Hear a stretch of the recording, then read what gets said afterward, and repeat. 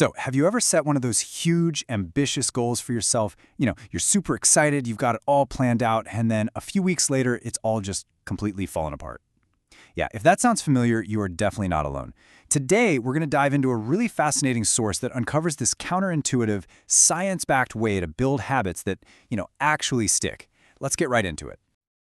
Okay, so this story kicks off right at the beginning of the pandemic, a time I think a lot of us remember for all our grand lockdown-fueled plans. The author of our source material, totally the same. They had these big visions of new happiness habits, of embracing a slower life. But, well, reality hit, and it hit hard and fast. Pretty soon, all those old pre-coronavirus routines just disintegrated, and some days, even something as basic as brushing your teeth was forgotten until, dinner time. It's a feeling that is almost painfully relatable, isn't it? So why does this happen over and over again? Well, it often starts with something we can call the ambition trap. We are just so drawn to these massive, life-changing goals, but as we're about to see, that very same ambition can be the thing that sets us up for failure right from the start. And this right here just perfectly illustrates the problem. The plan wasn't small at all. It was to train for a half marathon.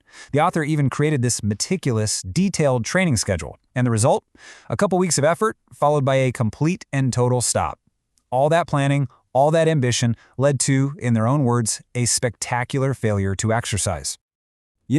This really gets to the heart of it. We are just wired to love the big idea. It's exciting, it feels transformative, right? The thought of becoming a marathon runner or writing a novel or meditating for 30 minutes every day is just so much more thrilling than the thought of, just getting started. But that love for the audacious goal, that is exactly the trap. Now, you're probably thinking the problem is just a lack of willpower, or maybe discipline. But our source argues it's something way more fundamental about our nature, something science can actually help us understand. And that brings us to this core concept, the law of the least effort.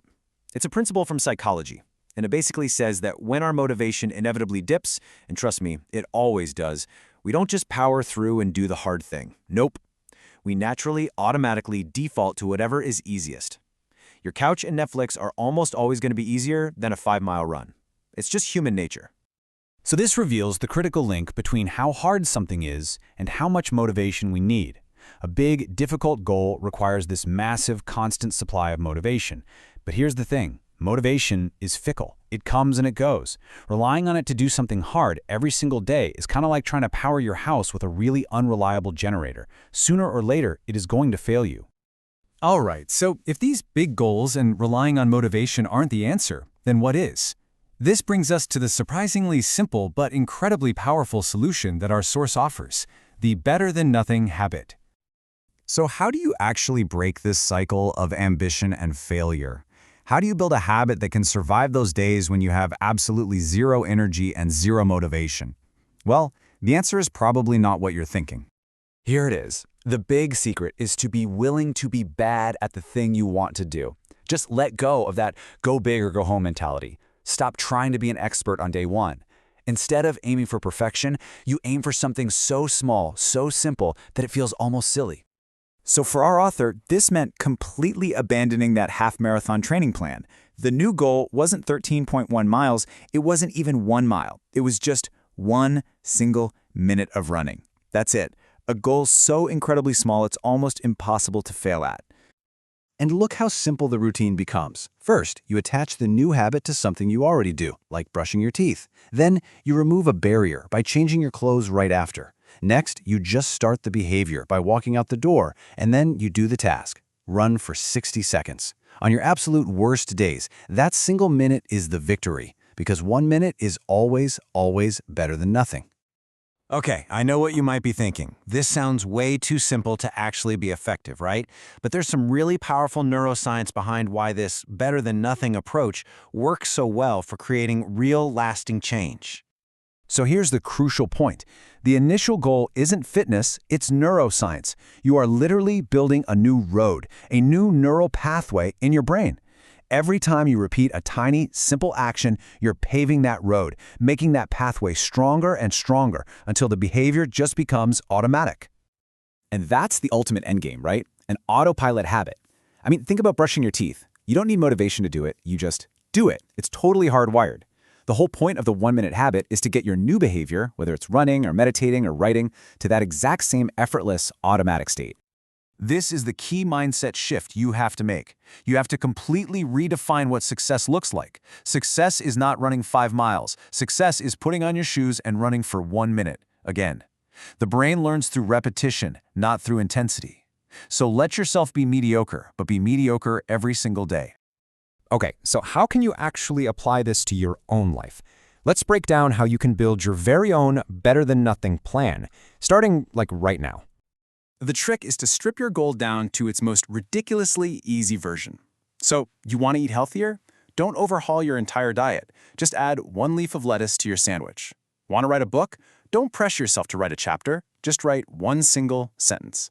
These tiny little actions are the real starting point. But listen, here is a critical warning, especially for all you overachievers out there. As you start doing your 1-minute habit, you will be tempted to do more. You'll think, hey, I feel good, I should keep going. But the moment you think you should do more, you've just reintroduced difficulty. You've brought back the need for motivation, and you've opened the door to failure all over again. Stick to the tiny habit until it is completely 100% automatic. So let's bring all of this together by focusing on what the ultimate goal really is. See, it isn't about the 1 minute of running.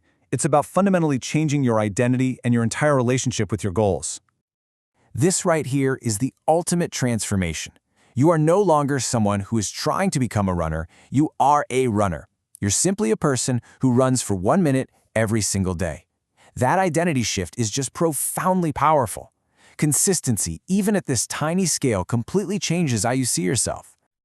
This quote, which paraphrases the Dalai Lama, just perfectly reframes the whole concept of success.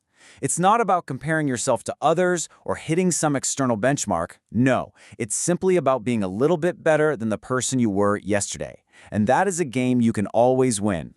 And here is the beautiful paradox in all of this. By abandoning your grand plans, you actually create the foundation you need to achieve them. Once running for 1 minute becomes automatic, running for 5 starts to feel natural. The habit just expands organically, without any force. Your biggest ambitions are born not from some giant leap, but from that first, tiny, repeatable step. So that leaves us with one final and really important question. Think about that goal you've been putting off, or that change you've been wanting to make. What's the smallest, simplest, most ridiculously easy first step you could possibly take? What's your better-than-nothing habit?